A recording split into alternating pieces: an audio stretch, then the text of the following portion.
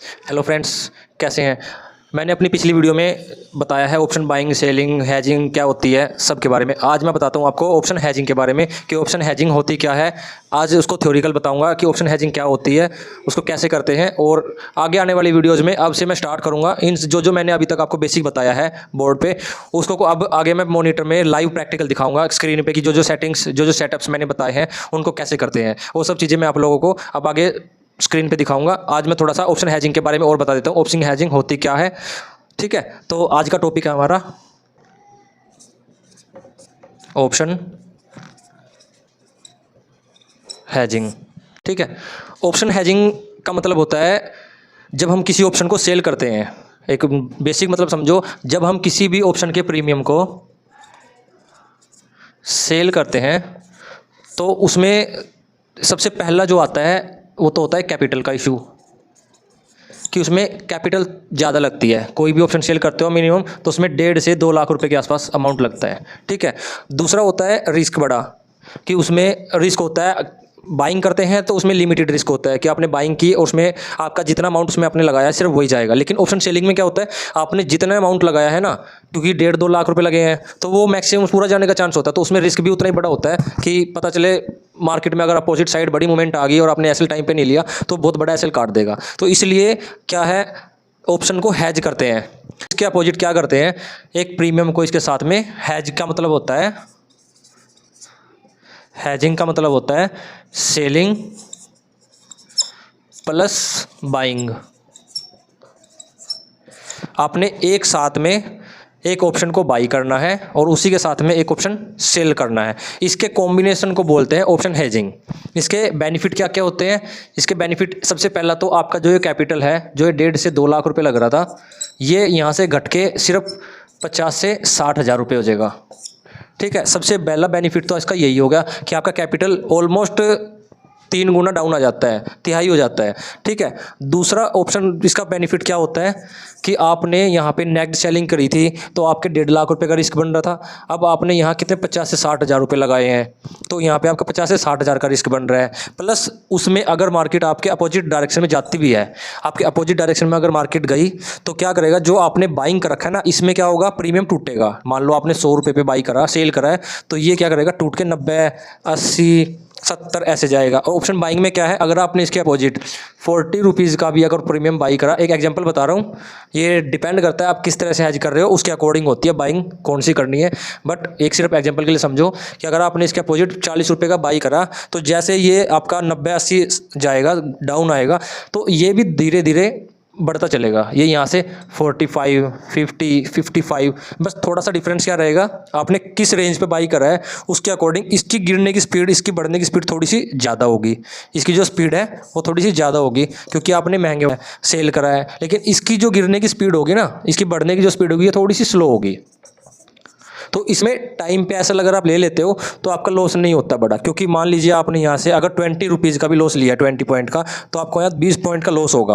और उसमें आपने बाइंग में जो है यहाँ पे बाई करा, तो जब ये 100 से 80 जाएगा ना, तो ये 40 वाला भी आपका अप्रोक्स 46, 47 तक तो जाएगा ही जाएगा। अगर इसमें 20 पॉइंट की मूवमेंट आ रही है तो इसमें एटलीस्ट 5 से 6 पॉइंट की तो मूवमेंट आएगी ना। तो उसमें क्या होगा, आपका 20 पॉइंट में से जो एसएल जाएगा वो 7 पॉइंट प्लस जो प्रॉफिट मिला है, तो ओनली 13 पॉइंट का आपका एसएल बनेगा। तो इसलिए ऑप्शन हैजिंग में क्या होता है, आपका डबल तीसरा बेनिफिट हो जाता है कि आपका एक तो सबसे पहले आपका रिस्क कैपिटल आपका हाफ हो गया, उसके बाद आपका जहाँ 1.5 लाख रुपए का रिस्क होता है वहाँ 50 से 60 हज़ार हो गया। अब उसमें भी आप जो स्टॉप लॉस लोगे, उस स्टॉप लॉस में भी जो आपका स्टॉप लॉस जा रहा था उसके अकॉर्डिंग कुछ ना कुछ कम जाएगा, क्योंकि बाइंग का जो प्रॉफिट होगा वो भी इसके साथ ऐड हो जाएगा। तो इसलिए इसके ये बेनिफिट होते हैं। प्लस आपको बार बार ट्रेड नहीं बनानी पड़ेंगी। आप अगर सेलिंग कर रहे हो तो आप उस ट्रेड को, अगर आपने सही तरीके से करी है तो आप उस ट्रेड को होल्ड कर सकते, सही तरीके से हैज का सही जगह और सही जगह पर आपने सेलिंग करी है, हैज बनाया है, तो आप उस ट्रेड को 1 घंटा 4 घंटे होल्ड कर सकते हो लंबे टाइम के लिए। आपकी ओवर ट्रेडिंग, इसमें क्या होगा, आपकी ओवर ट्रेडिंग कम हो जाएंगी, आपकी ओवर ट्रेडिंग नहीं होंगी। तो इस तरह से ऑप्शन हैजिंग में बहुत सारे बेनिफिट होते हैं। करते कैसे हैं, सिंपल यही होता है, आप में सबसे बड़ा बेनिफिट यही होता है कि अगर आपने यहाँ पे ऑप्शन हैजिंग करी है, हैजिंग होती कैसे है, अगर इसमें 2 ही चीज़ होती हैं, आपको ने एक प्रीमियम का तो बाई करना है और एक को सेल करना है। सबसे पहले आपको क्या करना है, इसमें इसमें सबसे पहले आपको एक प्रीमियम को बाई करना पड़ेगा और एक को उसके बाद सेल करना होगा, तब ये मार्जिन मिलेगा। अगर आप डायरेक्ट सेलिंग करोगे तो नहीं होगी और कैपिटल ज़्यादा मांगेगा। अब इसमें एक छोटा सा देखने वाली बात ये होती है कि मार्केट में बाइंग और सेलिंग दोनों एक ही प्रीमियम में होती है, एक ही साइड में होती है। मान लीजिए अगर आपकी मार्केट अप साइड में जा रही है तो आप क्या करते हो, पुट को सेल करोगे, ठीक है। आपने पुट को सेल कर दिया। पुट जब आप सेल करोगे तो उसके साथ में जो बाई करोगे ना, वो भी पुट ही करना है आपको, एक ही साइड में। ऑप्शन चैन में जब आप किसी प्रीमियम को सेल करते हो तो उसके लिए जो आपको बाइंग के लिए जो ऑप्शन बाई करना होता है वो सेम पुट साइड का ही होगा। जो सी साइड आपने सेलिंग करनी है उसी का अपोजिट बाई करना पड़ेगा, उसी साइड में बाइंग करना पड़ेगा, तभी होगी। ऐसा आप ये नहीं कर सकते कि आपने वो मार्केट ऊपर जा रही है, आपको पुट सेल करना है तो आप क्या करोगे, पहले कॉल को बाई करोगे, उसके अपोजिट पुट को सेल कर दोगे। नहीं, जोन सी डायरेक्शन में मार्केट जा रही है, आपको जोन सा प्रीमियम सेल करना है उसी साइड का। अगर आपको कॉल सेल करना है तो आपको कॉल बाई करना पड़ेगा, आपको पुट सेल करना है तो आपको पुट ही बाई करना पड़ेगा, आप उसके अपोजिट नहीं कर सकते। ये होता है नॉर्मल ऑप्शन हैजिंग का कंसेप्ट कि ऑप्शन हैजिंग करते कैसे हैं। अब इसमें अलग अलग चीज़ें होती हैं कि ऑप्शन चैन जब आती है ना, इधर आपने मान लो ये कॉल का प्रीमियम है, आपने इसका हाई अगर सेल करा है तो इसके यहाँ पे बाई करोगे। तो ये होता है कि आपने कौन सा प्रीमियम, इसमें सबसे इंपॉर्टेंट होता है उस प्रीमियम को पहचानना कि आपने कौन सा सेल करना है और कौन सा आपको उसके अपोजिट बाई करना है। ये सबसे ज़्यादा इंपॉर्टेंट होता है हैजिंग में, ठीक है।